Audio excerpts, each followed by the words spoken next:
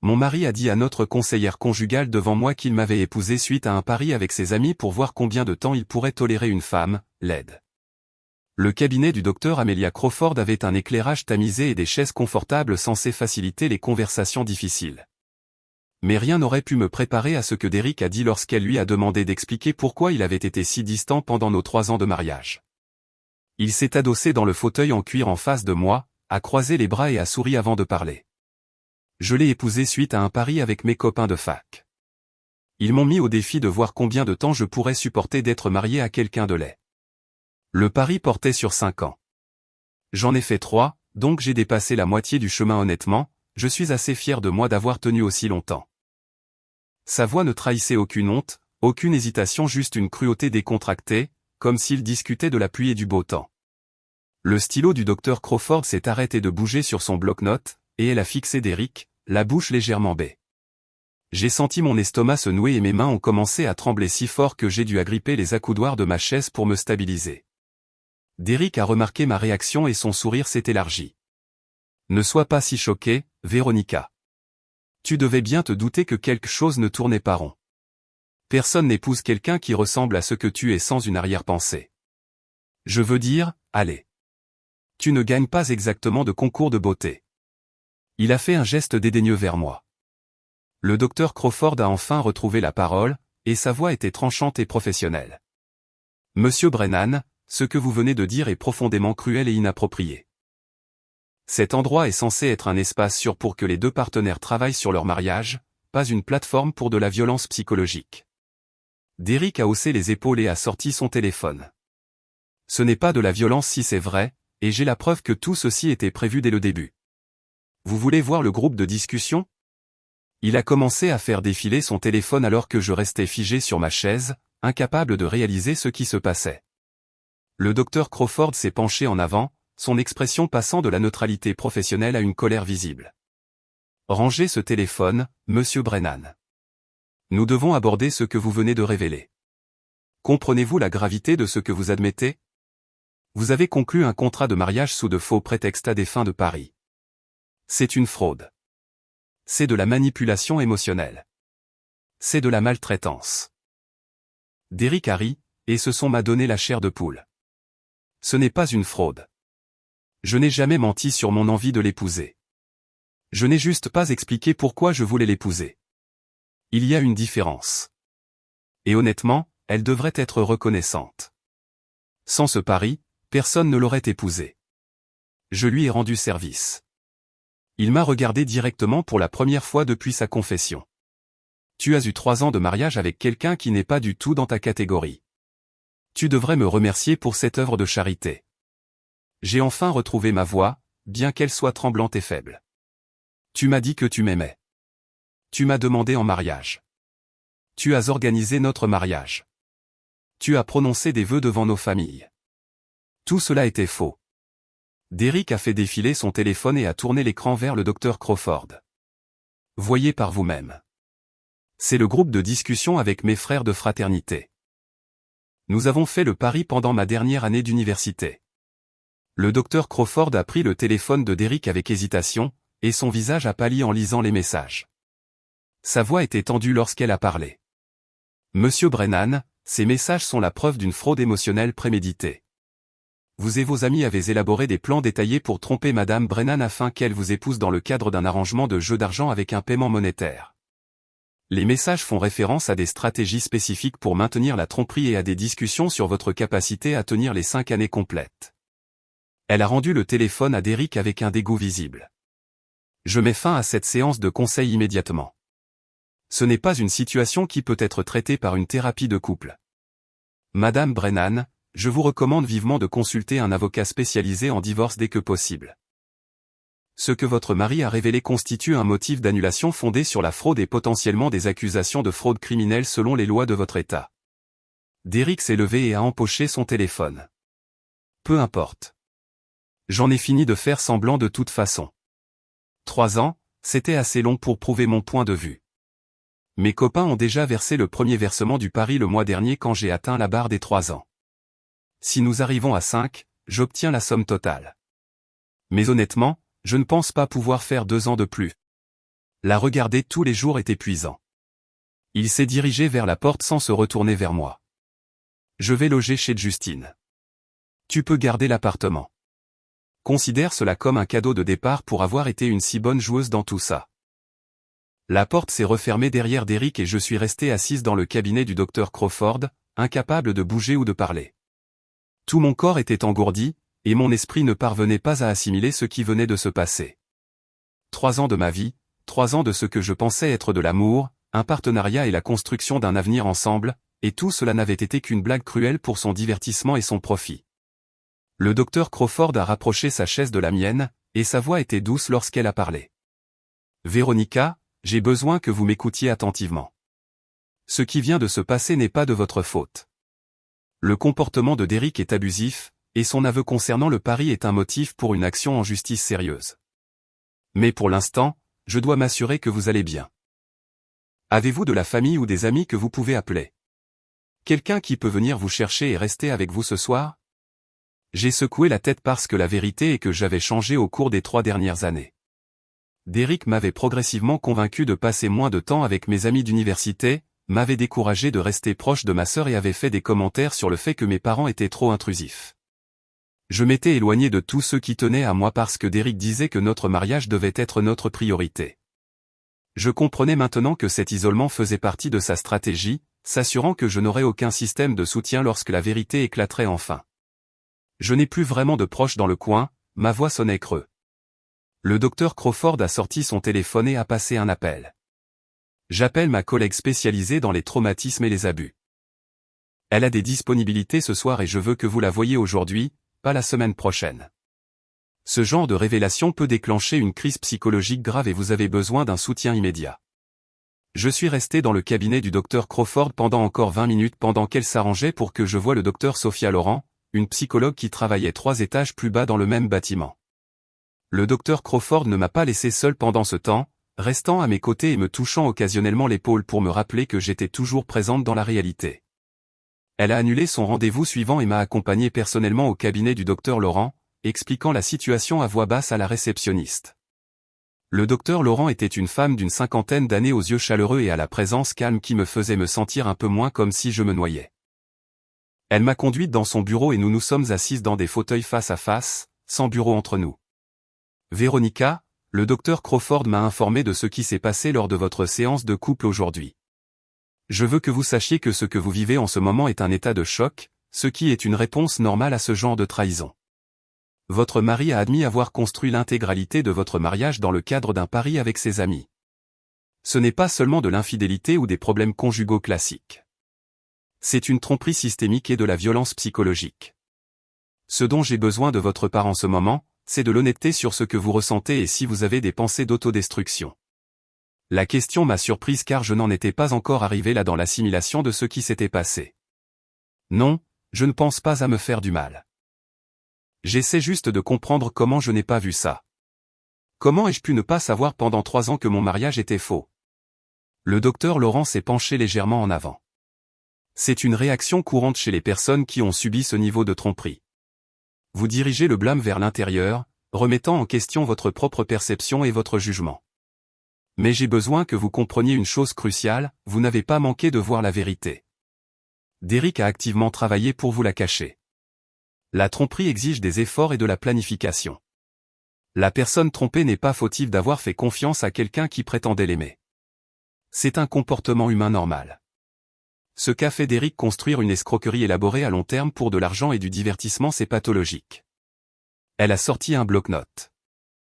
Je veux vous poser quelques questions sur votre mariage, non pas pour que vous vous sentiez plus mal, mais pour vous aider à voir les schémas de manipulation qui étaient probablement présents tout au long de votre relation. Quand est-ce que vous et Derrick vous êtes rencontrés? J'ai pris une inspiration tremblante. Nous nous sommes rencontrés il y a 4 ans dans un café près de l'université Columbia. Je passais mon master en bibliothéconomie. Il terminait son MBA. Il est venu à ma table et a dit que j'avais l'air de quelqu'un qui appréciait la bonne littérature. Nous avons commencé à parler de livres et il semblait si intéressé par tout ce que je disais. Il a demandé mon numéro et nous avons eu notre premier rendez-vous ce week-end-là. Tout est allé très vite après ça. Il m'a demandé en mariage après 6 mois et nous nous sommes mariés 6 mois plus tard. Le docteur Laurent prenait des notes pendant que je parlais. Donc, toute la cour a duré 1 an avant le mariage. C'est un délai relativement court. Est-ce que quelqu'un dans votre entourage a exprimé des inquiétudes quant à la rapidité de la relation? La question a touché une corde sensible car, oui, des gens avaient exprimé des inquiétudes. Ma sœur aînée, Rebecca, m'avait prise à part lors de ma fête prénuptiale et m'avait demandé si j'étais sûr de vouloir épouser quelqu'un que je ne connaissais que depuis 1 an. Ma colocataire d'université, Diana, s'était demandé si Derrick était aussi parfait qu'il en avait l'air, soulignant qu'il m'avait isolé de mes amis et monopolisé mon temps. Mon père avait suggéré des fiançailles plus longues pour s'assurer que nous étions compatibles. Mais Derrick m'avait convaincu que leurs inquiétudes n'étaient que de la jalousie, que les gens ne pouvaient pas comprendre notre connexion, et que le véritable amour n'avait pas besoin d'années de fréquentation pour faire ses preuves. J'avais ignoré tous ceux qui essayaient de m'avertir, et maintenant j'en payais le prix. Oui, les gens étaient inquiets. Je les ai ignorés. Derrick disait qu'il ne nous comprenait pas, le docteur Laurent a hoché la tête lentement. C'est un autre schéma classique. Les abuseurs travaillent souvent à isoler leurs victimes de leur système de soutien en présentant les proches inquiets comme jaloux ou non solidaires. C'est une tactique de contrôle. Véronica, je veux parler de quelque chose de difficile, la déclaration de Derrick disant qu'il vous a épousé parce que vous êtes laide. C'est une forme de cruauté très spécifique conçue pour détruire votre estime de soi. J'ai besoin que vous compreniez que son évaluation de votre apparence n'a rien à voir avec la réalité objective et tout à voir avec son désir de vous contrôler et de vous rabaisser. Mais je suppose que ce n'était pas la première fois qu'il faisait des commentaires sur votre apparence pendant votre mariage, n'est-ce pas? Les souvenirs ont afflué et j'ai réalisé que le docteur Laurent avait raison. Derrick avait fait des commentaires subtils sur mon apparence tout au long de notre relation. Il me suggérait d'essayer différentes techniques de maquillage pour améliorer mes traits. Il m'achetait des vêtements plus flatteurs que ce que je portais habituellement. Il complimentait d'autres femmes devant moi et disait ensuite des choses pour s'assurer que je remarque que je n'étais pas à la hauteur. Il prenait des photos de nous deux puis supprimait celles où je n'étais pas à mon avantage, prétendant qu'il était simplement sélectif. Il me décourageait de publier des photos de moi sur les réseaux sociaux sans lui demander son avis au préalable pour s'assurer qu'elles étaient appropriées. Chaque commentaire avait été présenté comme utile ou attentionné. Mais avec le recul, je pouvais voir le schéma d'érosion systématique de ma confiance en moi. Il faisait toujours des commentaires. Je pensais qu'il essayait de m'aider à être à mon avantage. Maintenant, je réalise qu'il essayait de me faire croire que je n'étais pas assez bien. Le docteur Laurent a posé son stylo et m'a regardé directement. Véronica, ce que Derrick vous a fait au cours des 3 dernières années constitue de la violence psychologique. Le pari était le cadre, mais l'affaiblissement quotidien de votre valeur personnelle était la véritable maltraitance. J'ai besoin que vous compreniez que vous allez avoir besoin d'un soutien important pour vous remettre de cela. Mais la guérison est possible. La première étape consiste à reconnaître que rien dans cette situation n'est de votre faute ou de votre responsabilité à réparer. La deuxième étape consiste à prendre des mesures pour vous protéger juridiquement et émotionnellement. J'ai quitté le cabinet du docteur Laurent 2 heures plus tard avec une liste de ressources, comprenant des lignes d'assistance contre la violence domestique, des avocats spécialisés dans la fraude et les mariages abusifs, et une ordonnance d'anxiolytique pour m'aider à traverser la crise immédiate. Elle m'a fixé des rendez-vous 3 fois par semaine pour le mois suivant, reconnaissant que le niveau de trahison que j'avais subi nécessitait un soutien thérapeutique intensif. J'ai pris un Uber pour retourner à l'appartement que je partageais avec Derrick car je n'étais pas assez stable émotionnellement pour conduire. L'appartement me semblait différent en entrant, comme si je le voyais pour la première fois. Toutes les photos de nous ensemble sur les murs semblaient soudainement mises en scène et fausses. Les meubles que nous avions choisis ensemble semblaient contaminés par la certitude que Derrick avait joué un rôle tout le temps. J'ai traversé notre chambre, notre cuisine et notre salon, voyant les preuves du mensonge partout où je regardais.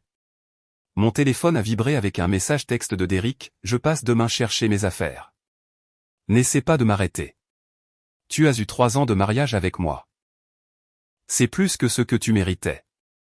Ne sois pas gourmande. » La cruauté désinvolte de ces mots a fait basculer quelque chose en moi du choc à la rage. J'ai appelé ma sœur Rebecca pour la première fois en 6 mois. Et quand elle a répondu, je me suis effondré complètement. Rebecca, j'ai besoin d'aide. Derrick. Il a menti sur tout. Tout notre mariage était un pari. Je ne sais pas quoi faire. Rebecca est arrivée à mon appartement 90 minutes plus tard, ayant conduit depuis chez elle dans le New Jersey dès que j'ai appelé. Elle m'a trouvé assise sur le canapé, portant toujours les mêmes vêtements que lors de la séance de conseil, fixant le vide. Elle s'est assise à côté de moi et m'a serré dans ses bras, et j'ai pleuré pour la première fois depuis la révélation de Derrick. « Dis-moi tout », a dit Rebecca fermement. « Commence par le début. » Je lui ai parlé de la séance de conseil, de l'aveu décontracté de Derrick selon lequel notre mariage était un pari, du groupe de discussion avec ses frères de fraternité, de la réaction du docteur Crawford et de sa recommandation de consulter un avocat. Rebecca a écouté sans m'interrompre, sa mâchoire se serrant à chaque détail que je partageais. Quand j'ai fini, elle a sorti son téléphone et a commencé à passer des appels. J'appelle Andrew Feldman. C'est un avocat avec qui je travaille parfois. Il est spécialisé dans le droit des contrats et la fraude. Si Derrick t'a épousé sous de faux prétextes dans le cadre d'un arrangement de jeu, c'est passible de poursuite. Andrew saura comment procéder. Elle a attendu que le téléphone sonne, puis s'est lancée dans une explication de ma situation. J'ai entendu prononcer des mots qui ont fait s'ancrer la réalité encore plus profondément: fraude, détresse émotionnelle, annulation, restitution, poursuite pénale. Lorsqu'elle a raccroché, elle s'est tournée vers moi avec une détermination féroce. Andrew peut nous rencontrer demain matin. Il a dit que d'après ce que je lui ai dit, tu as des motifs d'annulation pour fraude et potentiellement une poursuite civile pour dommages émotionnels. Il a aussi dit que le SMS que Derrick t'a envoyé admettant le pari est une preuve que tu dois conserver. Montre-moi ton téléphone. J'ai tendu mon téléphone à Rebecca et elle a pris des captures d'écran du message de Derrick, puis les a transférées sur son propre téléphone et sur l'email d'Andrew. La préservation des preuves est critique dans des cas comme celui-ci. Derrick a admis le pari devant une thérapeute agréée qui est tenue de signaler certains types d'abus. Les notes du docteur Crawford lors de cette séance constituent une documentation. Le SMS que Derrick t'a envoyé est un aveu de fraude. Le groupe de discussion sur son téléphone est une preuve de conspiration et de préméditation. Nous construisons un dossier ici, Véronica. Derrick pense qu'il peut simplement s'en aller comme si c'était une blague, mais il va apprendre qu'il y a des conséquences juridiques à la fraude. Elle s'est levée et a commencé à faire les 100 pas dans le salon. Demain, nous allons au bureau d'Andrew et nous demandons l'annulation. Nous allons aussi explorer si les actions de Derrick constituent une fraude criminelle selon la loi de New York. Et nous allons nous assurer que tu es protégé financièrement pendant ce processus. As-tu accès à tes comptes bancaires, les comptes joints avec Derrick? J'ai hoché la tête avec engourdissement. Nous avons un compte courant joint où nos salaires sont déposés et un compte d'épargne joint. J'ai aussi un petit héritage de ma grand-mère sur un compte séparé auquel Derrick n'a pas accès. Rebecca a de nouveau sorti son téléphone. Demain matin, avant d'aller au bureau d'Andrew, nous irons à la banque et tu vas retirer ton nom de ces comptes joints et transférer la moitié de l'argent sur un nouveau compte que toi seul contrôles. Derrick n'a pas à garder les bénéfices financiers de cette fraude tout en te laissant sans rien. J'ai dormi dans la chambre d'amis cette nuit-là parce que je ne pouvais pas me résoudre à dormir dans le lit que j'avais partagé avec Derrick. Rebecca est restée avec moi, dormant sur le canapé pour que je ne sois pas seul. Je suis resté éveillé la majeure partie de la nuit à rejouer des moments des 3 dernières années, les voyant à travers le nouveau prisme de la confession de Derrick. Le jour de notre mariage, où il m'avait souri et prononcé ses vœux, tout cela était une performance pour ses amis qui regardaient depuis l'assemblée. Notre lune de miel au Costa Rica, où il avait été attentionné et romantique, calculant probablement comment ses publications Instagram maintiendraient la tromperie. Nos dîners d'anniversaire, où il portait un toast à notre amour et à notre avenir, sachant que tout était temporaire et faux. Chaque baiser, chaque « je t'aime », chaque moment intime n'avait été que Derrick jouant un rôle tout en comptant intérieurement les jours jusqu'à ce qu'il puisse empocher ses gains et s'en aller. La trahison semblait si massive que je ne pouvais pas tout saisir d'un coup. Mon cerveau essayait de trouver des moyens de donner un sens à tout cela, de trouver une explication où Derrick m'avait réellement aimé à un moment donné, mais les preuves étaient claires. Il avait prévu cela dès le début, l'avait exécuté systématiquement et l'avait révélé avec désinvolture sans remords. Le lendemain matin, Rebecca et moi sommes allés à la banque où Derrick et moi avions nos comptes joints. J'ai expliqué à la directrice de la banque que je me séparais de mon mari et que je devais retirer mon nom de nos comptes joints et transférer ma part des fonds sur un nouveau compte individuel. La directrice de la banque, une femme nommée Patricia qui nous avait aidé à ouvrir ses comptes lors de notre mariage, m'a regardé avec sympathie et a traité les documents avec efficacité. Le compte courant joint contenait 12 000. J'ai transféré la moitié de chaque somme sur un nouveau compte à mon seul nom, laissant Derrick avec 23 500 $ des fonds joints. Rebecca a soutenu que je devrais tout prendre puisque le mariage était frauduleux, mais je ne voulais pas que Derek prétende que je l'avais volé. Je voulais que la séparation soit propre et documentée. Patricia a imprimé tous les relevés de transactions et m'en a donné des copies pour mon avocat. Madame Brennan, je suis désolé que vous traversiez cela. Si vous avez besoin de quoi que ce soit d'autre de la part de la banque, n'hésitez pas à me le faire savoir. Nous pouvons également signaler vos comptes pour nous assurer que personne n'essaie d'y accéder sans autorisation. Je l'ai remercié et nous avons quitté la banque à 9h30, nous dirigeant vers le cabinet d'avocat d'Andrew Feldman à Midtown Manhattan. Le bureau d'Andrew était au 18e étage d'une tour de verre avec vue sur Central Park. Il nous a accueillis dans la zone de réception, un homme d'une quarantaine d'années aux cheveux poivre et sel et aux lunettes à monture métallique. Il m'a serré la main fermement. Madame Brennan, je suis vraiment désolé pour ce que vous vivez. Rebecca m'a donné les informations préliminaires hier soir, et j'ai examiné la loi de New York sur les mariages frauduleux et les demandes pour détresse émotionnelle. Nous avons un dossier solide ici. Entrez dans mon bureau et discutons des détails.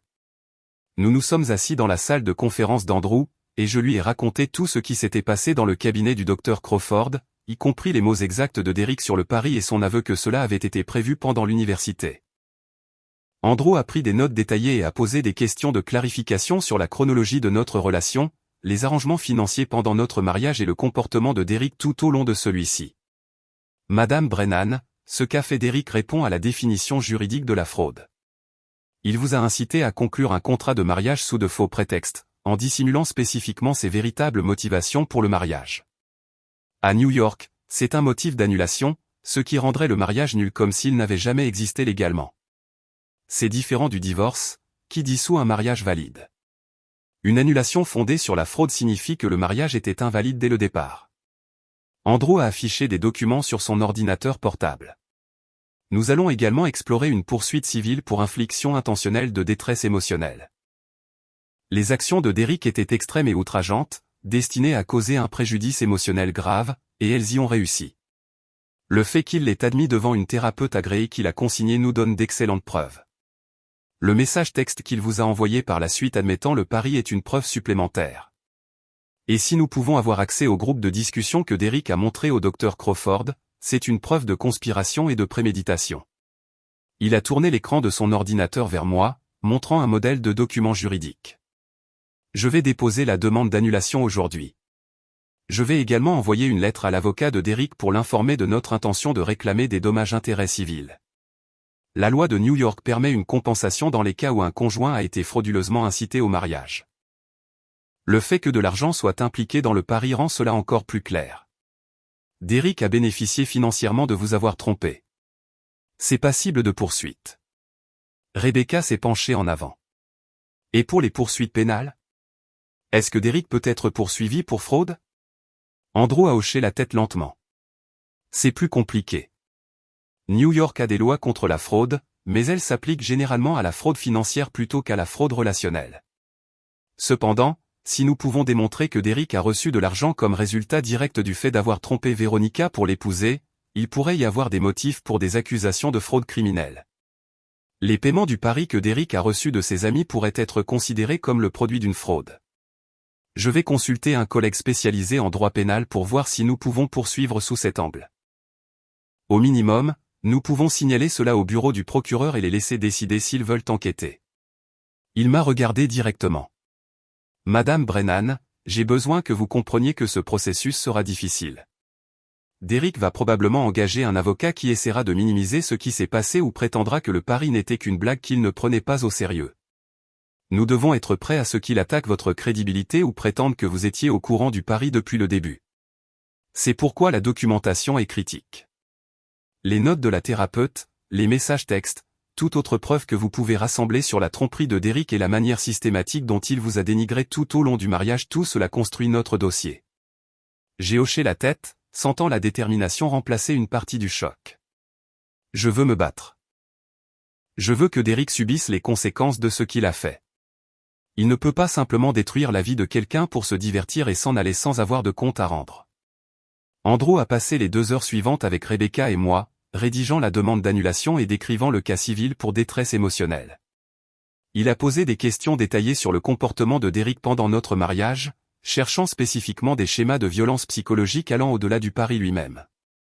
Je lui ai parlé des commentaires de Derrick sur mon apparence, de ses tactiques d'isolement qui m'éloignaient de mes amis et de ma famille, de son contrôle sur la façon dont je me présentais publiquement et de son érosion systématique de ma confiance en moi.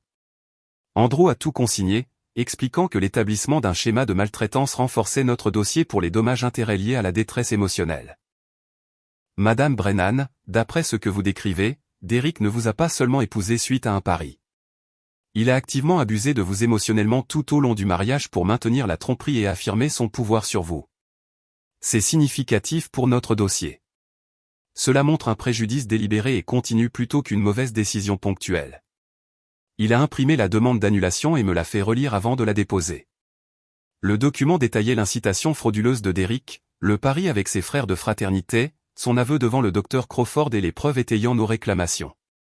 Le lire rendait tout cela d'une réalité révoltante, voyant ma douleur réduite à un langage juridique et à des paragraphes numérotés. Andrew a déposé la demande par voie électronique cet après-midi-là pendant que Rebecca et moi étions encore dans son bureau. Derrick recevra cette demande d'ici 48 heures. Il aura 20 jours pour répondre. Je m'attends à ce que son avocat conteste l'annulation et prétende que le mariage était valide, mais nous avons des preuves solides. Je suis convaincu que nous l'emporterons. Rebecca m'a ramené à mon appartement après que nous ayons quitté le bureau d'Andrew et m'a aidé à entamer le processus de séparation de ma vie d'avec celle de Derrick. Nous avons passé en revue les placards et les tiroirs, répartissant les affaires et emballant les objets de Derrick dans des cartons que nous avons empilés dans le salon pour qu'il vienne les chercher. Rebecca a insisté pour que nous documentions tout avec des photos afin de prouver que nous n'avions rien détruit ou volé. Derrick va essayer de prétendre que tu as endommagé ses biens ou refusé de lui rendre ses affaires. Nous ne lui donnons aucune munition. Pendant que nous emballions les vêtements de Derrick, j'ai trouvé un carnet dans le tiroir de sa table de chevet. Je l'ai ouvert sans réfléchir et j'ai trouvé des pages d'entrée manuscrites qui m'ont glacé le sang. Derrick tenait un journal sur le pari, documentant ses stratégies pour maintenir la tromperie et ses observations sur la durée pendant laquelle il pourrait tolérer d'être marié à moi. Les entrées remontaient à 3 ans, commençant par le jour de notre mariage. Phase 1 terminée avec succès. Véronica croit que je l'aime. Le mariage s'est bien déroulé. Les amis ont versé le premier versement de $5 000. Plus que 1825 jours avant le paiement intégral. Le détachement clinique de ces mots était terrifiant. J'ai feuilleté les pages, trouvant d'autres entrées, 6 mois de mariage. Véronica devient trop à l'aise. Besoin d'introduire plus d'incertitude pour qu'elle perde l'équilibre. Je lui ai dit que je n'étais plus sûr de vouloir des enfants. Elle a pleuré. Réponse parfaite. Ça montre qu'elle est toujours dépendante émotionnellement. Une autre entrée datant d'1 an après notre mariage, dîner d'anniversaire ce soir. Je dois faire semblant de tenir à notre relation. Je lui ai acheté des fleurs et j'ai réservé dans un restaurant cher. Elle est tellement reconnaissante pour des gestes basiques. C'est plus facile que je ne le pensais. Rebecca m'a trouvé assise sur le sol de la chambre, lisant le journal de Derrick avec des larmes coulant sur mon visage. Elle a pris le carnet de mes mains et a commencé à lire, son expression passant de l'inquiétude à l'horreur puis à la rage. C'est une preuve. C'est la preuve documentée de la préméditation et de la violence psychologique systématique. Nous devons photographier chaque page et les envoyer à Andrew immédiatement. Elle a sorti son téléphone et a commencé à photographier chaque page du journal, capturant les aveux manuscrits de manipulation et de cruauté de Derrick. Le journal contenait 3 années d'entrées détaillant comment Derrick avait délibérément sapé mon estime de soi, m'avait isolé de mes systèmes de soutien et avait maintenu la tromperie de notre mariage. Il avait écrit sur des conversations spécifiques où il m'avait fait me sentir peu sûr de mon apparence, sur des moments où il avait flirté avec d'autres femmes pour me rendre jalouse, et sur les façons dont il avait contrôlé mon comportement pour amuser ses amis qui regardaient le pari se dérouler. Une entrée datant de 2 ans après notre mariage sortait du lot. Véronica m'a demandé aujourd'hui si je la trouvais jolie. Je lui ai dit qu'elle était pas mal. L'incertitude est la clé. Ne jamais confirmer. Ne jamais nier. La laisser dans le doute. Marcus m'a parié $1000 de plus que je ne pourrais pas la faire pleurer pour son anniversaire. Défi accepté. Rebecca a fini de photographier le journal et a appelé Andrew immédiatement. Andrew, nous avons trouvé le journal de Derrick documentant tout le pari et ses stratégies de maltraitance. C'est la preuve d'une préméditation et d'une torture psychologique systématique. Pouvez-vous utiliser cela au tribunal? Je pouvais entendre la voix d'Andrew à travers le téléphone, excitée et professionnelle. Ce journal est exactement ce dont nous avons besoin. Il établit que les actions de Derek n'étaient pas juste un pari stupide, mais une campagne calculée de violence psychologique. Apportez-le à mon bureau demain. Ne laissez pas Derek savoir que vous l'avez trouvé. S'il demande ses affaires, dites-lui que tout est emballé et prêt, mais que vous avez besoin de quelques jours pour organiser le transfert. Rebecca a raccroché et m'a regardé avec une détermination féroce. Derek va tomber. Il ne va pas s'en sortir impunément. Ce journal prouve tout. Elle m'a serré dans ses bras pendant que je pleurais, réalisant l'ampleur de la cruauté de Derek. Ce n'était pas seulement qu'il m'avait épousé pour un pari. Il m'avait délibérément tourmenté pendant 3 ans, documenté ses stratégies pour me causer de la douleur et collecter de l'argent auprès de ses amis pour des actes spécifiques de cruauté. La trahison allait plus loin que tout ce que j'avais pu imaginer. Ce soir-là, Derek m'a envoyé un SMS exigeant de savoir quand il pourrait venir chercher ses affaires. J'ai répondu que tout était emballé et qu'il pouvait passer durant le week-end. Il a répliqué, « Assure-toi que mes affaires ne soient pas endommagées. Tu as intérêt à n'avoir rien fait de fou. Souviens-toi, tu as de la chance que je t'ai épousé tout court. Ne rends pas les choses plus difficiles qu'elles ne doivent l'être. » Rebecca a saisi mon téléphone avant que je ne puisse répondre. Ne réponds pas. Tout ce qu'il dit est soit de la manipulation, soit une preuve. Laisse Andrew gérer toute communication. Elle a transféré le SMS de Derek à Andrew avec une note sur le ton menaçant. On constitue un dossier de harcèlement, a-t-elle expliqué. Chaque SMS, chaque interaction, tout est documenté. Le lendemain matin, Rebecca et moi sommes retournés au bureau d'Andrew avec le journal de Derek. Andrew l'a examiné attentivement, lisant les entrées avec la précision analytique d'un avocat. C'est une preuve remarquable. Derek a documenté sa propre maltraitance en détail, son écriture, ses mots, ses aveux de cruauté délibérée. Cela renforce chaque aspect de notre dossier. L'annulation est pratiquement garantie maintenant, et la poursuite civile pour détresse émotionnelle devient beaucoup plus solide lorsque nous pouvons démontrer une maltraitance systématique et documentée sur 3 ans. Il m'a regardé sérieusement. Madame Brennan, je vais être direct avec vous. Ce journal contient des preuves de torture psychologique. Ce que Derek vous a fait va au-delà des problèmes conjugaux typiques ou même de l'infidélité.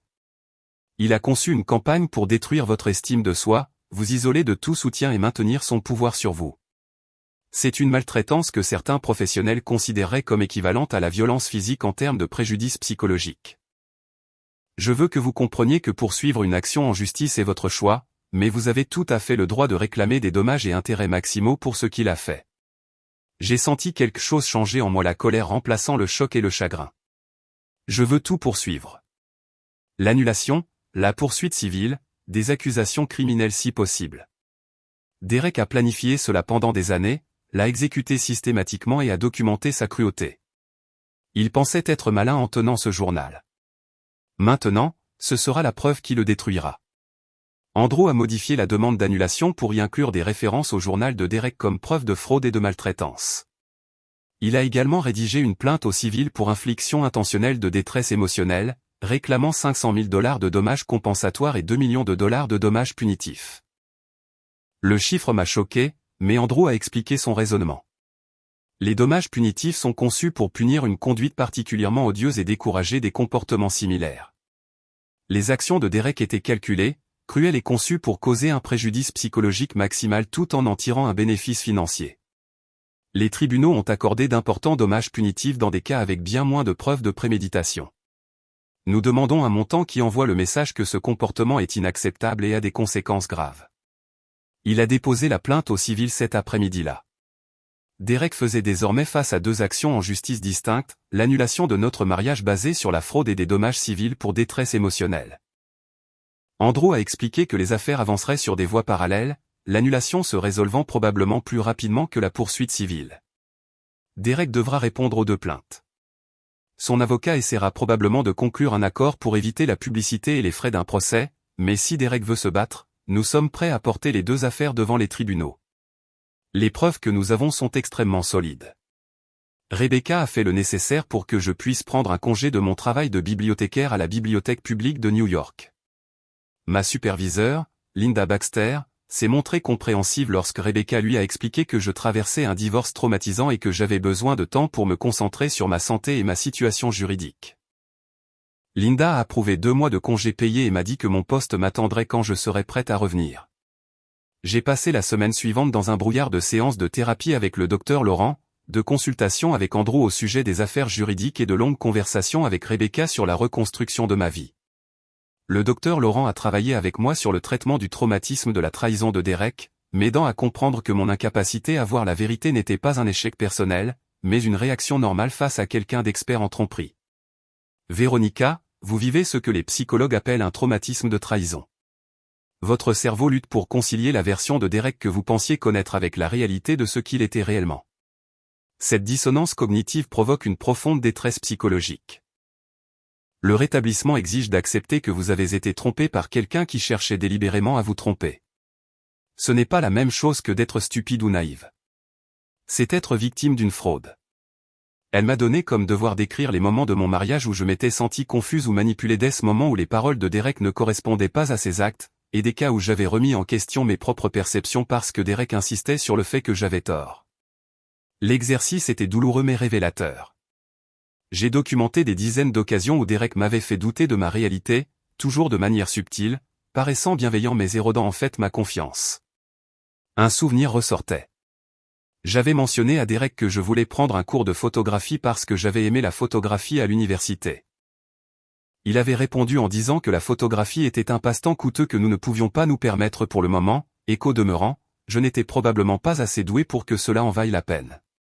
Quand j'avais protesté en disant que c'était juste pour le plaisir, il avait dit que je devrais me concentrer sur l'excellence dans un seul domaine plutôt que de m'éparpiller dans plusieurs secteurs où je n'excellerais jamais. Derek a reçu la demande d'annulation et la plainte au civil 6 jours après mon départ du bureau du docteur Crawford. Andrew m'a appelé quand l'huissier a confirmé la remise. Derek a signé pour les 2 documents à l'appartement de son amie Justine où il réside. Il a 20 jours pour répondre à l'annulation et 30 jours pour répondre à la plainte au civil. L'appel est arrivé 2 jours plus tard. Derek avait engagé Marcus Finlay, un avocat spécialisé dans la défense contre les plaintes pour fraude. Andrew le connaissait et l'a décrit comme agressif et prêt à utiliser des tactiques douteuses. Finlay va essayer de vous intimider et de discréditer vos affirmations. Il soutiendra probablement que le pari n'était qu'une plaisanterie, que Derek vous aimait vraiment et que vous interprétez tout de travers parce que vous êtes blessé par la fin du mariage. Ne répondez à rien de ce que Finlay dit directement. Toute communication passe par moi. La réponse de Finlay à la demande d'annulation est arrivée par courriel au bureau d'Andrew. Le document juridique niait toutes les allégations, affirmait que Derek m'avait épousé de bonne foi par amour véritable, déclarait que le mariage était valide et devait être dissous par une procédure de divorce normale plutôt que par une annulation, et m'accusait de fabriquer des preuves pour éviter un partage équitable des biens matrimoniaux. La réponse m'a fait bouillir le sang car elle contredisait les propres aveux de Derek dans le bureau du docteur Crawford et les entrées de son journal intime. Andrew n'était pas surpris. C'est une stratégie juridique standard. Tout nier. Forcer l'autre partie à prouver sa cause. Espérer qu'ils n'ont pas assez de preuves. Mais nous avons des preuves, les notes du docteur Crawford, les SMS de Derek, son journal et la discussion de groupe. La stratégie de déni de Finlay ne fonctionnera pas ici. La réponse à la plainte au civil était encore plus agressive. Finlay affirmait que je n'avais aucun motif pour détresse émotionnelle parce que Derek avait rempli toutes ses obligations maritales pendant notre mariage, que tout commentaire sur mon apparence avait été fait avec une intention affectueuse pour m'aider à m'améliorer, que mon isolement de mes amis et de ma famille était mon propre choix, non influencé par Derek, et que mes allégations de maltraitance étaient des tentatives fabriquées pour extorquer de l'argent à Derek par le biais du système judiciaire. Le document demandait que l'affaire civile soit rejetée définitivement et que je sois tenu de payer les frais d'avocat de Derek pour avoir eu à se défendre contre un litige frivole. Andrew a lu la réponse à haute voix lors de notre réunion à son bureau, et j'ai vu son expression passer de la neutralité professionnelle à une colère visible. La réponse de Finlay est offensante et juridiquement infondée. Prétendre que Derek a rempli ses obligations maritales alors que tout le mariage était frauduleux est absurde. Nous allons répondre par une motion pour exiger la communication des preuves. Je veux les relevés téléphoniques de Derek montrant la discussion de groupe sur le pari. Je veux les relevés financiers montrant les paiements qu'il a reçus de ses amis. Je veux le témoignage du docteur Crawford sur ce que Derek a dit pendant la séance de conseil, et je veux les dépositions des frères de fraternité de Derek sur le pari. Nous allons enterrer Finlay sous l'épreuve. Il a commencé à rédiger la motion immédiatement pendant que j'étais assise dans son bureau, essayant de digérer la réalité que Derek contestait l'annulation et prétendait n'avoir rien fait de mal. Rebecca est venue à mon appartement ce soir-là et m'a trouvé en train de relire les documents de réponse de Finlay, devenant plus en colère à chaque fois. « Arrête de lire ces ordures », a-t-elle dit en me prenant les papiers des mains. Derek est son avocat et essaie maintenant de te manipuler à travers le système judiciaire. Ils espèrent que tu douteras de toi, que tu auras peur de la procédure et que tu abandonneras l'affaire. Ne leur donne pas cette satisfaction. Elle a sorti son ordinateur portable. J'ai fait des recherches sur les frères de fraternité de Derek. Le pari que Derek a mentionné impliquait 5 gars de sa fraternité, Justin Cooper, chez qui Derek loge actuellement, Alex Brennan, le cousin de Derek, Troy Stevens, qui travaille dans la finance, Marcus Webb, qui est médecin, et Devon Park, qui est avocat. Tous ont été diplômés de la Columbia Business School avec Derek.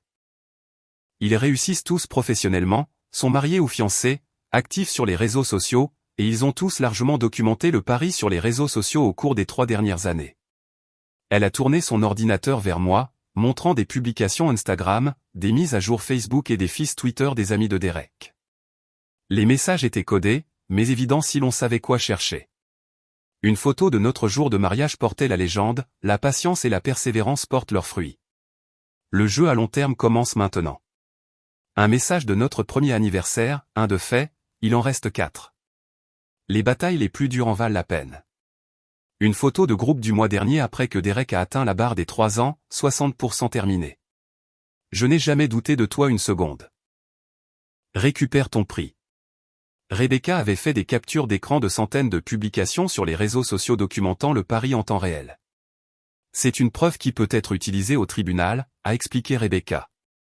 Ces publications corroborent les entrées du journal de Derek et ses aveux en thérapie. Ses amis célèbrent publiquement le pari depuis 3 ans. Andrew peut assigner leurs comptes de réseaux sociaux et leurs communications pour prouver la conspiration. Elle a enregistré toutes les captures d'écran dans un dossier et les a envoyées par courriel à Andrew avec un index détaillé. Derek et ses amis pensaient être malins avec ce langage codé, mais il est évident à quoi ils font référence. Tout juge qui verra cela comprendra que le pari était réel, continu et célébré par tout le groupe.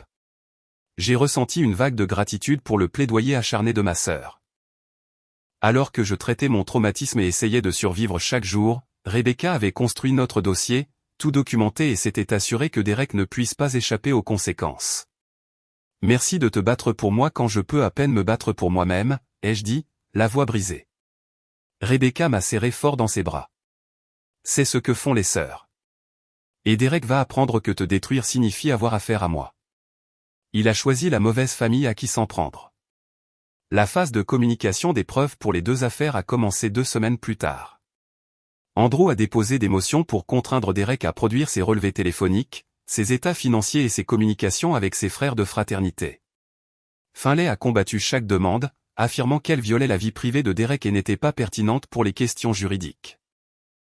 Mais la juge Monica Alvarez, qui s'occupait des 2 affaires, a donné raison à Andrew, statuant que les documents demandés étaient directement pertinents par rapport aux allégations de fraude et allaient au cœur de nos réclamations. Derek a reçu l'ordre de produire ses relevés téléphoniques sous 10 jours, de fournir des relevés bancaires montrant tout paiement reçu d'amis au cours des 3 dernières années, et de se soumettre à une déposition où il serait interrogé sous serment au sujet du pari. Finlay a déposé une motion d'urgence pour retarder la déposition, arguant que Derek avait besoin de plus de temps pour se préparer, mais la juge Alvarez l'a rejeté. Monsieur Brennan a créé cette situation par ses propres aveux et son comportement documenté. Il n'obtient pas de temps supplémentaire pour échafauder une histoire. La déposition se déroulera comme prévu. La déposition de Derek a eu lieu dans la salle de conférence du bureau d'Andrew un vendredi matin, 3 semaines après mon départ du bureau du Dr Crawford. J'ai été autorisé à y assister en tant que plaignante, assise à côté d'Andrew pendant qu'un greffier documentait tout. Derek est entré vêtu d'un costume coûteux et évitant tout contact visuel avec moi. Finlay était assis à côté de lui, l'air confiant et préparé. Andrew a commencé l'interrogatoire en faisant confirmer par Derek son identité et sa relation avec moi, puis est passé immédiatement aux questions centrales. Monsieur Brennan, avez-vous dit au docteur Amelia Crawford lors d'une séance de conseil conjugal le 15 octobre que vous aviez épousé votre femme dans le cadre d'un pari avec vos amis? Derek a jeté un coup d'œil à Finlay avant de répondre. J'ai dit certaines choses pendant cette séance que je regrette. J'étais en colère et blessé parce que notre mariage battait de l'aile. J'ai fait des commentaires inappropriés que je ne pensais pas. Andrew a sorti les notes de séance du Dr Crawford. Voici des notes du Dr Crawford documentant ce que vous avez dit pendant cette séance. Elle a écrit que vous avez déclaré clairement « Je l'ai épousée suite à un pari avec mes copains d'université pour voir combien de temps je pourrais supporter d'être marié à quelqu'un de laid. Le pari était de 5 ans. La documentation du Dr Crawford est-elle inexacte ?» Derek s'est agité sur sa chaise. J'ai peut-être dit quelque chose qui semblait dur, mais cela a été sorti de son contexte. J'étais provocateur pour obtenir une réaction, je n'énonçais pas des faits. Andrew a sorti le journal de Derek et l'a posé sur la table. C'est votre écriture, n'est-ce pas? Le visage de Derek est devenu pâle en voyant le journal. Où avez-vous eu ça? C'est une propriété privée. Andrew a ignoré la question. Est-ce votre écriture, monsieur Brennan? Finlay s'est penché pour examiner le journal, et son expression confiante a vacillé. Mon client n'est pas tenu d'authentifier des documents obtenus par une perquisition et une saisie potentiellement illégale. Andrew a répondu calmement, le journal a été trouvé dans l'appartement de Madame Brennan, dans un tiroir de table de chevet dans une chambre partagée lors de la séparation des biens matrimoniaux. Elle avait le droit légal d'accéder à son propre domicile et aux objets qui y étaient stockés. Monsieur Finlay, votre client peut soit confirmer qu'il s'agit de son écriture maintenant, soit nous pourrons faire appel à un expert en graphologie judiciaire pour le confirmer plus tard. À vous de choisir. Derek a regardé Finlay pour obtenir des conseils, mais l'expression de Finlay montrait qu'il savait qu'ils étaient piégés. Oui, c'est mon écriture, a admis Derek à voix basse. Andrew a ouvert le journal à la première entrée. Veuillez lire cette entrée datée d'il y a 3 ans ce jour de votre mariage. La voix de Derek était à peine audible alors qu'il lisait ses propres mots. Phase 1 terminée avec succès. Véronica croit que je l'aime. Le mariage s'est bien passé. Les amis ont payé le premier versement de $5000. Plus que 1825 jours avant le paiement total. Monsieur Brennan, cette entrée confirme-t-elle que vous avez épousé Madame Brennan dans le cadre d'un pari avec des rétributions financières?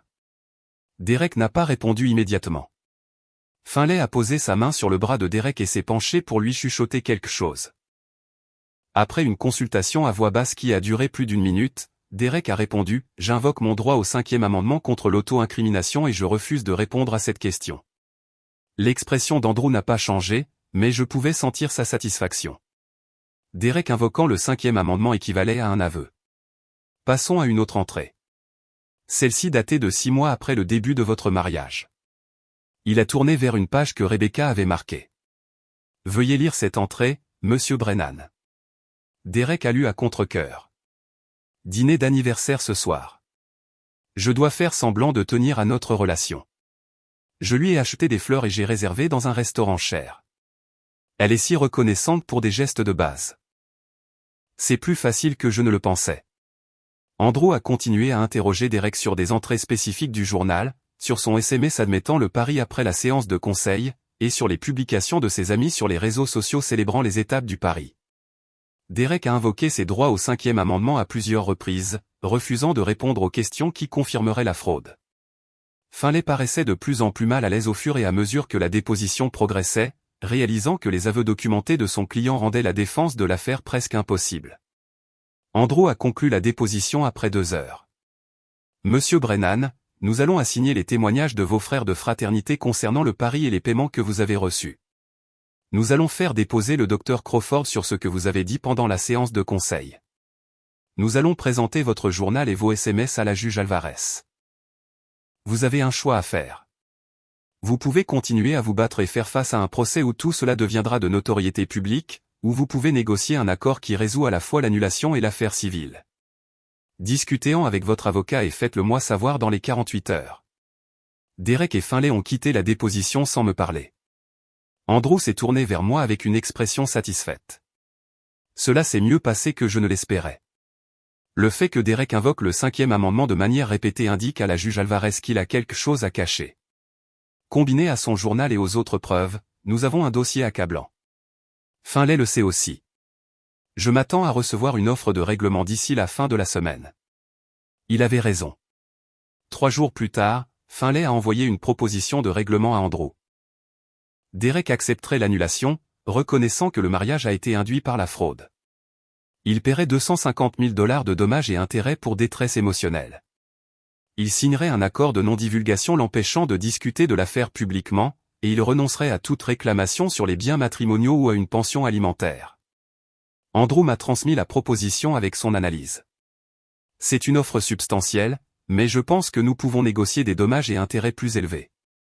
Le journal de Derek montre une maltraitance systématique sur 3 ans, et le pari financier ajoute un élément de profit tiré de la fraude qui justifie des dommages punitifs plus élevés. De plus, je suis opposé à l'accord de non-divulgation. Derek devrait faire face aux conséquences publiques de ses actes, et non pouvoir se cacher derrière des protections juridiques. Laissez-moi faire une contre-offre et voir comment Finlay répond. Andrew a envoyé une contre-proposition à Finlay le lendemain.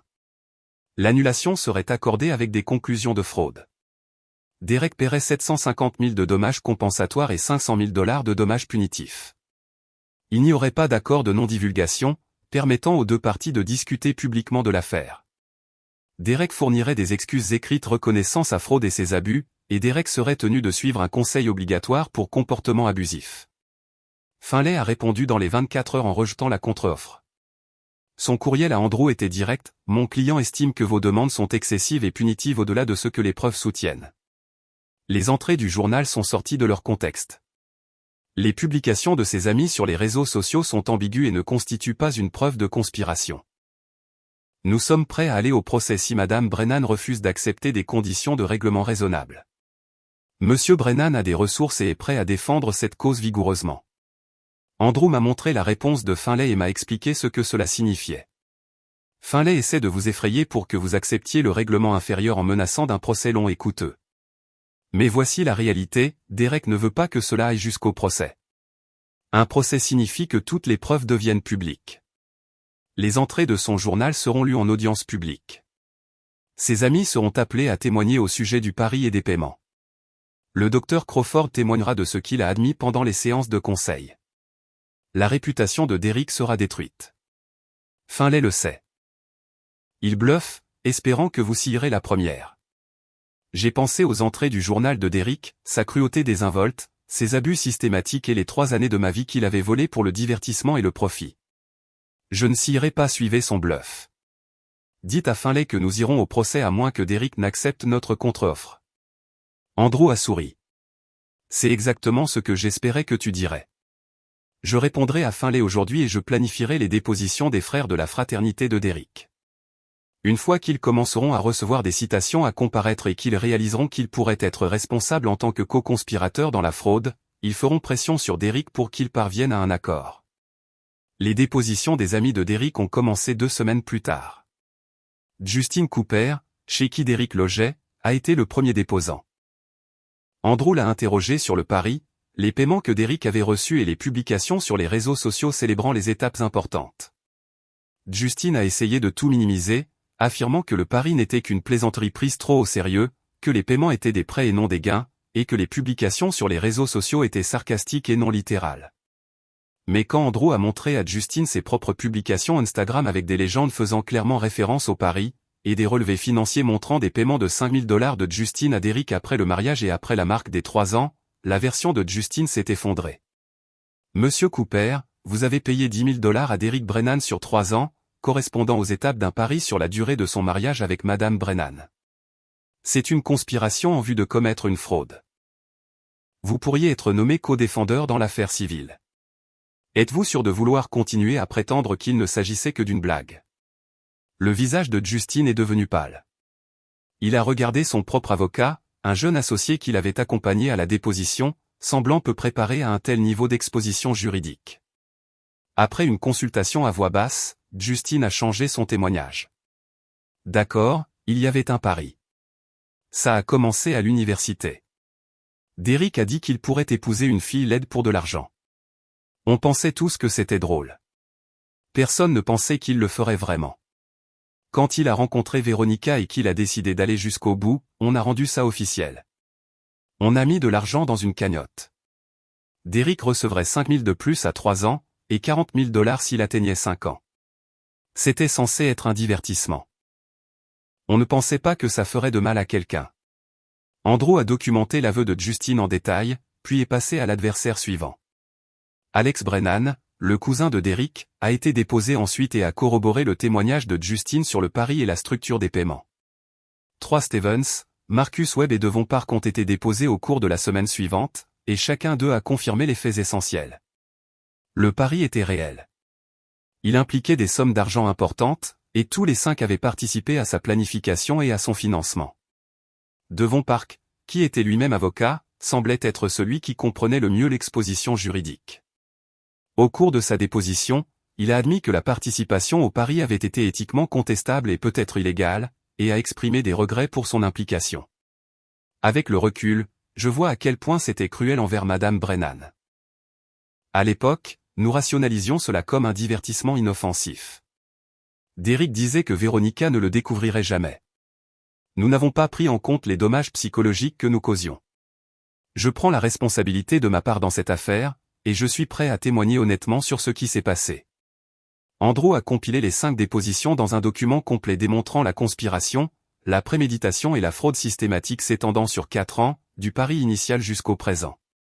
Il a envoyé le dossier complet à Finlay avec une lettre. Les amis de votre client ont fourni des témoignages sous serment confirmant que le pari était réel, impliquait des sommes importantes et visait à tromper Madame Brennan pour l'inciter au mariage.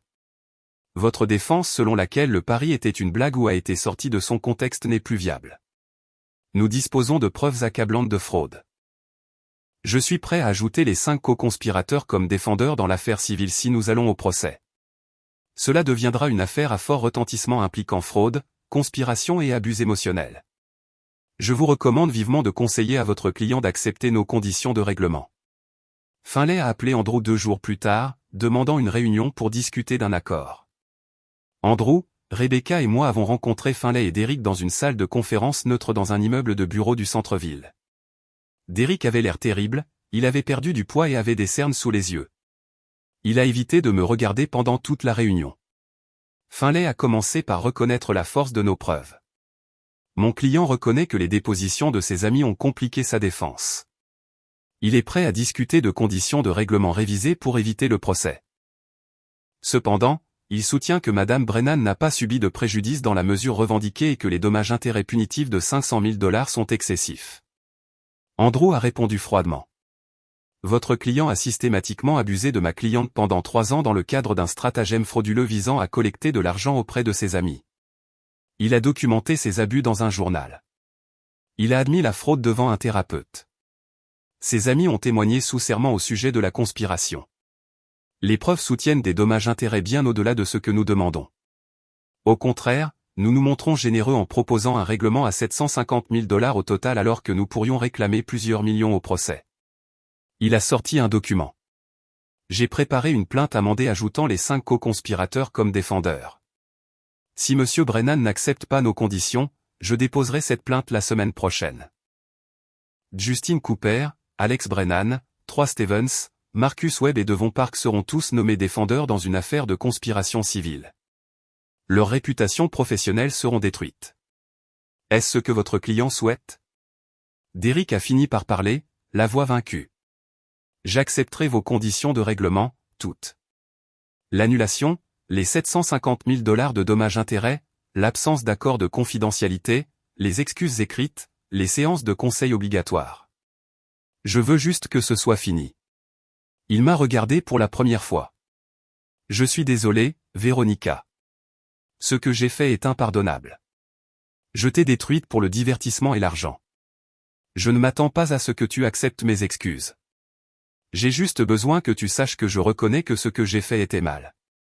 Les excuses semblaient creuses après tout ce qu'il m'avait fait subir, mais j'ai hoché la tête, reconnaissant les avoir entendues. Finlay a sorti les documents de règlement qu'il avait préparés à l'avance, suggérant qu'il savait que Derrick capitulerait. Ces documents actent les conditions de règlement que M. Feldman a exposées. M. Brennan paiera 750 000 sous 30 jours, et les 500 000 sur 50 mois. L'annulation sera accordée avec la conclusion que le mariage a été induit par fraude. M. Brennan fournira des excuses écrites que Mme Brennan pourra utiliser publiquement, et M. Brennan effectuera 100 heures de conseils axés sur les comportements abusifs et fournira la preuve de l'achèvement à l'avocat de Mme Brennan. Andrew a examiné les documents attentivement avant de me laisser signer. Madame Brennan, ce règlement vous donne tout ce que nous avons demandé. L'annulation annule votre mariage comme s'il n'avait jamais existé. Les dommages-intérêts vous compensent pour le préjudice financier et émotionnel. Les excuses publiques vous permettent de rétablir votre réputation, et Derek fait face à des conséquences continues via l'exigence de conseil. C'est une victoire totale. J'ai signé l'accord de règlement avec des mains qui tremblaient légèrement. Derek a signé ensuite et notre mariage était officiellement terminé. Pas par un divorce, mais par une annulation basée sur la fraude. Le mariage n'avait jamais été légalement valide parce qu'il était bâti sur la tromperie dès le début. Finlay a récupéré les documents signés et a promis de les déposer au tribunal dans les 24 heures. Derek s'est levé pour partir mais s'est arrêté à la porte. Véronica, je sais que tu ne me pardonneras jamais, mais je veux que tu saches qu'à un moment donné pendant ces 3 ans, j'ai commencé à tenir à toi. Ce n'était pas entièrement faux. Je me suis perdu dans mes propres sentiments. Cela n'excuse pas ce que j'ai fait, mais je pensais que tu devais le savoir. Je l'ai regardé droit dans les yeux. Cela rend les choses pires, Derek. Si tu as commencé à tenir à moi et que tu as continué la tromperie malgré tout, c'est encore plus cruel que si cela avait été entièrement faux. Tu savais que tu blessais quelqu'un à qui tu tenais, et tu l'as fait quand même. Ce n'est pas de l'amour. C'est du sadisme. Derek a tressailli à mes paroles mais n'a pas argumenté. Il est parti avec Finlay, et je l'ai regardé s'en aller, ne ressentant rien d'autre qu'un soulagement à l'idée de ne plus jamais avoir à le revoir. L'annulation a été finalisée 3 semaines plus tard lorsque la juge Alvarez a signé l'ordonnance. La décision écrite de la juge comprenait des termes forts concernant la conduite de Derek M.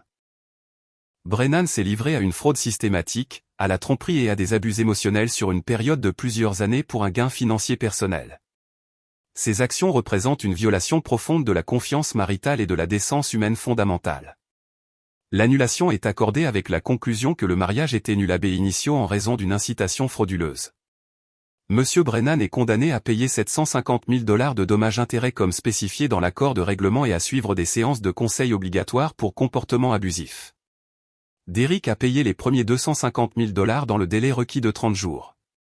Andrew a confirmé la réception des fonds et les a transférés sur mien compte personnel. L'argent semblait étrange, comme une compensation pour quelque chose qui ne pouvait pas être compensé. Aucune somme d'argent ne pourrait me rendre 3 ans de ma vie ou annuler les dommages psychologiques que Derek avait causés. Mais le règlement financier signifiait que je pouvais reconstruire ma vie sans l'ombre de Derek, me payer une thérapie continue et prendre le temps de guérir avant de retourner travailler. Rebecca m'a aidé à chercher un nouvel appartement parce que je ne supportais pas de vivre dans l'espace que j'avais partagé avec Derek. Nous avons trouvé un 2 pièces dans un quartier différent, ensoleillé et lumineux avec de grandes fenêtres et aucun souvenir. J'ai emménagé 2 mois après les aveux de Derek et j'ai commencé lentement à reconstruire ma vie. Le docteur Laurent a continué à me voir 3 fois par semaine, m'aidant à traiter le traumatisme et à développer des schémas de relations plus sains pour l'avenir. Véronica, ce que Derek vous a fait affectera votre façon de faire confiance aux gens pendant des années. C'est une conséquence normale d'un traumatisme lié à une trahison. Mais vous pouvez apprendre à faire confiance à nouveau, à reconnaître les signaux d'alarme et à vous protéger tout en restant ouverte à une connexion authentique. La guérison est possible. Ce n'est pas rapide, mais c'est possible. J'ai commencé à voir d'autres survivants de traumatisme lors de séances de thérapie de groupe recommandées par le docteur Laurent. Écouter leurs histoires de trahison et de manipulation m'a aidé à me sentir moins seul et à moins penser que la tromperie de Derek était d'une certaine manière ma faute. 6 mois après les aveux de Derek, je suis retourné travailler à la bibliothèque. Mes collègues savaient que quelque chose s'était passé parce que j'avais pris un congé prolongé, mais Linda Baxter avait gardé les détails confidentiels. Rentrer dans cet espace familier m'a donné l'impression de récupérer une partie de moi-même que Derek avait essayé de détruire. J'étais bibliothécaire, une professionnelle qui aidait les gens à trouver des informations et à naviguer dans des systèmes complexes. Derek n'avait pas pu me prendre cela. Mon premier jour de retour, Linda m'a appelé dans son bureau et a fermé la porte. Véronica, je suis si heureuse que tu sois de retour. Je ne fouillerai pas dans ta vie privée, mais je veux que tu saches que la communauté de la bibliothèque est là pour te soutenir de toutes les manières possibles. Si tu as besoin de flexibilité dans ton emploi du temps pour des rendez-vous, si tu as besoin de prendre des jours pour ta santé mentale, si tu as besoin de quoi que ce soit pour faciliter ton retour au travail, fais-le moi savoir. Sa gentillesse m'a mis les larmes aux yeux et j'ai expliqué brièvement ce qui s'était passé. Linda a écouté avec une horreur croissante, puis m'a serré fort dans ses bras. C'est l'une des choses les plus cruelles que j'ai jamais entendues. Je suis tellement désolé que tu aies traversé cela, mais je suis fier de toi pour t'être défendu et l'avoir tenu pour responsable. Beaucoup de gens auraient simplement abandonné. J'ai commencé à animer des groupes de thérapie pour les personnes se remettant de relations abusives, partageant mon histoire pour aider les autres à reconnaître la manipulation et le gaslighting. Les excuses écrites que Derrick avait fournies dans le cadre du règlement sont devenues un outil pédagogique sur la façon dont les agresseurs justifient leur comportement et tentent de minimiser les dommages. La lettre d'excuse de Derrick disait « Je, Derek Brennan, admets avoir épousé Veronica Wolf sous de faux prétextes dans le cadre d'un pari avec mes amis pour voir combien de temps je pourrais rester marié à quelqu'un que je trouvais peu attrayante. J'ai systématiquement trompé et abusé émotionnellement de Veronica pendant 3 ans, sapant délibérément son estime de soi et l'isolant de ses systèmes de soutien pour maintenir ma tromperie. J'ai reçu des paiements financiers d'amis dans le cadre de ce pari, profitant de la souffrance de Veronica. Mes actions constituaient une fraude, un abus émotionnel et une trahison de la confiance maritale. Je prends l'entière responsabilité du préjudice psychologique que j'ai causé à Veronica et je reconnais que mon comportement était cruel, calculé et impardonnable. Ces excuses ne me libèrent pas de ma responsabilité et n'annulent pas les dommages que j'ai causés. C'est simplement une reconnaissance de la vérité. J'ai publié la lettre d'excuse de Derrick sur les réseaux sociaux avec un résumé de ce qui s'était passé, de l'affaire judiciaire et du règlement. Le message est devenu viral, étant partagé des milliers de fois et générant une discussion intense sur la fraude relationnelle, l'abus émotionnel et la responsabilité légale pour préjudice psychologique. Les frères de la fraternité de Derrick ont été nommés dans le message comme co-conspirateurs, et leurs comptes de réseaux sociaux ont été inondés de critiques. Justin Cooper, Alex Brennan, Troy Stevens, Marcus Webb et Devon Park ont tous publié des excuses publiques, reconnaissant leur participation au pari et exprimant des regrets pour le mal qu'ils avaient causé. 2 ans après les aveux de Derrick, j'ai été invité à prendre la parole lors d'un symposium d'une école de droit sur la fraude dans les relations et les recours juridiques disponibles pour les victimes. Debout devant 200 étudiants en droit et professeurs, j'ai raconté mon histoire en détail, expliquant comment Derrick m'avait trompé, les preuves que nous avions rassemblées, la stratégie juridique qu'Andrew avait utilisée et le règlement final. L'auditoire écoutait avec une attention soutenue et pendant la discussion, plusieurs étudiants ont posé des questions sur la poursuite de cas similaires pour leurs propres clients. Une étudiante a levé la main. Madame Wolf, pensez-vous que le système juridique traite de manière adéquate la fraude relationnelle, ou des réformes sont-elles nécessaires? J'ai réfléchi attentivement à la question. Le système juridique a fonctionné pour moi parce que j'avais des preuves accablantes, le journal de Derrick, ses aveux devant un thérapeute, les dépositions de ses co-conspirateurs, les paiements documentés. Mais beaucoup de victimes de fraude relationnelle n'ont pas ce genre de preuves. La loi doit reconnaître que l'abus psychologique dans les relations est aussi dommageable que l'abus physique et devrait avoir des recours juridiques comparables. Nous avons besoin d'une meilleure formation des juges et des avocats pour reconnaître les schémas de manipulation. Nous avons besoin de protections plus fortes pour les victimes qui signalent la fraude tôt avant d'avoir des années d'abus documentés. Le système peut fonctionner, mais il a besoin de réformes pour protéger davantage de personnes. Les organisateurs du symposium ont publié mon discours dans leur revue de droit, et il est devenu une lecture obligatoire dans plusieurs cours de droit de la famille. L'affaire de Derrick est devenue une mise en garde contre les conséquences juridiques et sociales de la fraude relationnelle. 3 ans après les aveux de Derrick, j'ai rencontré quelqu'un de nouveau. Ethan était un travailleur social que j'avais rencontré dans le cadre de mon travail avec les survivants de violences domestiques. Il connaissait mon histoire parce que je l'avais partagée lors de réunions de groupes de soutien qu'il animait. Notre premier rendez-vous était un café dans une librairie, décontracté et sans pression. J'étais terrifié à l'idée d'être trompé à nouveau, de tomber amoureuse d'un autre escroc. Mais Ethan était patient avec mes problèmes de confiance et transparent sur sa vie d'une manière que Derrick ne l'avait jamais été. Veronica, je sais que tu as traversé l'enfer. Je ne te demande pas de me faire confiance immédiatement. La confiance se mérite. Tout ce que je te demande, c'est de me donner la chance de te montrer qui je suis à travers mes actions au fil du temps. Pas de pression, pas de calendrier, juste de l'honnêteté et de la cohérence. Nous sommes sortis ensemble lentement pendant 6 mois avant que je ne me sente à l'aise de le présenter à Rebecca. Ma sœur l'a interrogé de manière approfondie, posant des questions pointues sur ses relations passées, sa situation financière, sa famille et ses objectifs. Ethan a répondu à tout ouvertement et a même remercié Rebecca de me protéger. Ta sœur mérite quelqu'un qui la traitera avec respect et honnêteté. Je suis reconnaissant qu'elle ait des gens qui s'assurent que cela arrive. Rebecca a approuvé, ce qui comptait plus pour moi que presque tout le reste. Nous nous sommes fiancés 2 ans après notre premier rendez-vous. Ethan a fait sa demande simplement, sans mise en scène élaborée, juste nous deux en randonnée à la montagne. Véronica, je t'aime.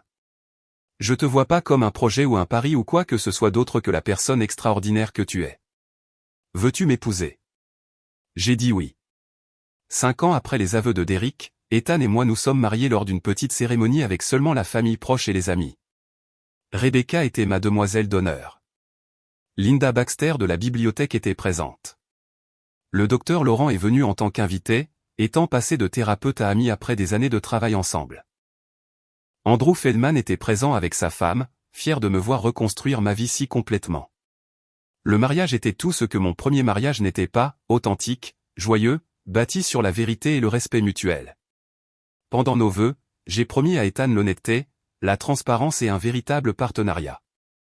Il m'a promis la même chose. Il n'y avait pas de secret, pas d'intention cachée, juste 2 personnes choisissant de construire une vie ensemble basée sur une connexion authentique. Derek était un fantôme de mon passé, n'étant plus pertinent pour mon présent ou mon avenir. Il avait payé son règlement en totalité, terminé ses séances de conseil obligatoires et, d'après les recherches internet périodiques de Rebecca, avait déménagé dans un autre état et gardé un profil bas. Ses frères de fraternité avaient tous subi des conséquences sociales et professionnelles pour leur participation au pari, plusieurs perdant des amitiés et des opportunités professionnelles lorsque l'histoire était devenue publique. La justice n'avait pas été rapide, mais elle avait été approfondie. Le système juridique, mon réseau de soutien et ma propre détermination s'étaient combinés pour tenir Derek responsable et me rendre ma vie. Je me tenais à ma réception de mariage, regardant autour de moi les gens qui m'aimaient sincèrement, marié à quelqu'un qui me voyait comme belle et précieuse exactement telle que j'étais. Et j'ai réalisé que la cruauté de Derek concernait sa propre défaillance, et non un quelconque échec de ma part. Si vous avez apprécié cela, vous voudrez certainement voir les suivants aussi. Alors, abonnez-vous maintenant et faites-moi part de votre avis dans les commentaires.